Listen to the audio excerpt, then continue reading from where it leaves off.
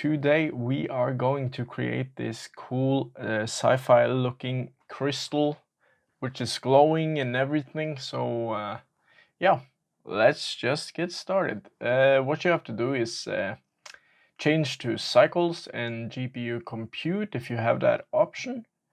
We don't need to do anything else there right now, and delete everything on the screen. We will start with creating the crystal. So yeah, let's do 6 vertices so we get this kind of hexagon shape. We want to stretch it a little bit, and we want to do some modifications. We want subdivision surface. Let's bump this up on the renderer, and let's make those edges sharper. Maybe we can do like this, and maybe subdivide is looking, oops, it's looking good. Just want to add a little bit more to it so we don't have to loop cut all around. I think that looks decent. Maybe we want to create some imperfections. Grab this and maybe do a little bit of a rotation here. That doesn't look that good. Maybe a little bit like this, and maybe just a little small rotations here and there to make it kind of imperfect. And maybe we do this, and maybe we scale it like that. Yeah, starting to look like something actually. I think maybe we need, is this the edge? Maybe we press I and we press I once more. And you see we get some issues on this edge. Just to have some, yeah. I don't think it looks too bad actually. And the bottom we don't really need to care about. So this is the crystal. We don't need to spend too much time on this. Let's get into the shading. So we'll just jump into render mode, do the shader editor, and press new material. And we want to make it and make sure that you do like this. So scene world and scene lights. So you get some vision here, because we don't have anything on the world right now. So let's make it transparent.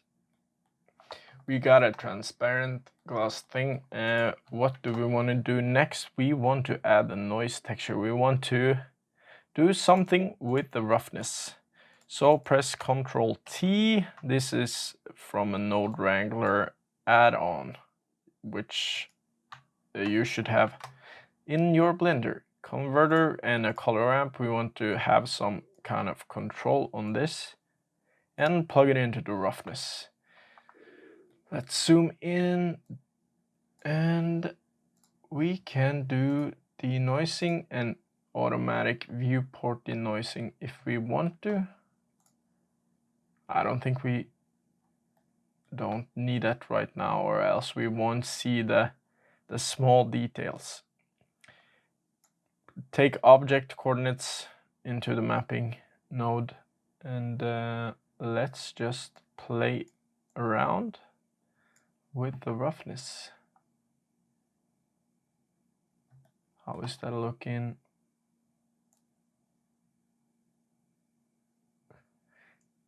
I think I think that looks okay. So let's put it like that. And the next thing we want to do is maybe add some glow inside. So we just duplicate the same shape that we have, and we press S, and we scale it on every axis except the C axis. And we scale it down, and maybe we do a little scale on the set, just so anything is pointing out here. What do we want to do with that? We want to separate it we want to get rid of this, and we want to add some emission. Which color do you like? I think we can go for kind of crazy red. And let's see how that looks in this mode. Maybe we can turn the background up a little bit. Yeah,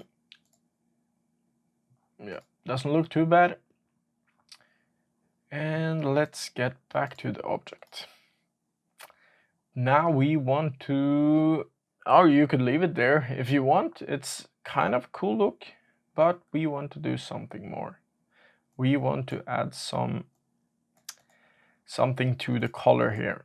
So we will do a Voronoi, no, a wave texture, and plug that into a color ramp. And I always press the buttons, but you can also search here for easier. And we want to do something with the color. And here we get these black lines, and it looks kind of good. But what do we want to do with this? We want to actually tweak it a little bit. We want to do rings. And here you can see it's looking kind of crazy. Let's move this over here. And we want to do the object into, no, we want to do a noise texture. Another noise texture, we want to add some noise to this. And we want to do the object into the scale.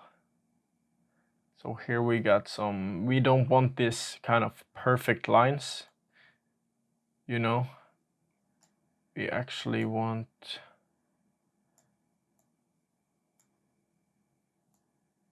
to tweak this. Yeah, you can play around with this yourself, but when we add this noise, we will get not perfect lines. We will get some difference in the actual thickness and everything. So as you can see, this looks a bit, it looks cool, but it can be better. So what we want to do is play with the roughness, because now we only have this noise texture on the roughness, and we want to add, so do we have a mix RGB here? And what we want to do is actually add this color into the bottom, and we want to do multiply, so we add them together. This is completely added together, and this is, oh, and let's also add a bump, so we get, so we do not get this what's it called, smooth surface. Oh, vector and bump. I always press these. I don't know why. But let's do the color here into the height and the normal. Yes. Now we get some edges, glowing edges. Maybe we will put it down a little bit. Okay, I think it starts to look good. It looks a little bit sci-fi. Maybe we turn this emission down a little bit. And now let's mark everything, and we will rotate on the Y 90 degrees, and we'll lift it up. Let's lay it on the floor. We'll create a plane, just pump this out, add a new material to it, take the base color down to gray, and we'll add also here a noise texture to add some coolness, and with a noise texture you almost always add a color ramp. It's crazy because you want the control on it. And yeah, just the default. It looks good, but we always turn this up to 16 so we get some detail here. And the scale you can actually play with yourself. Like that. I think that looks good. Wow. And now look at this red glowing Star Wars thingy. So we want to add a camera, and you press view, align view, align active camera to view, and then you select the camera, and we zoom a bit out here, and we want depth of field, always depth of field. Let's do like that, and we will have the aperture at 1.4. Maybe we should do like this. And align camera. We want that blurriness, and if we have this angle, it will give us a little bit more blurriness. But now I'm thinking we can do this by hand. Maybe 1 meter is good. Whoa! Just play around with it till you get it right. I think that looks a little bit blurry, but does it matter? No, not really.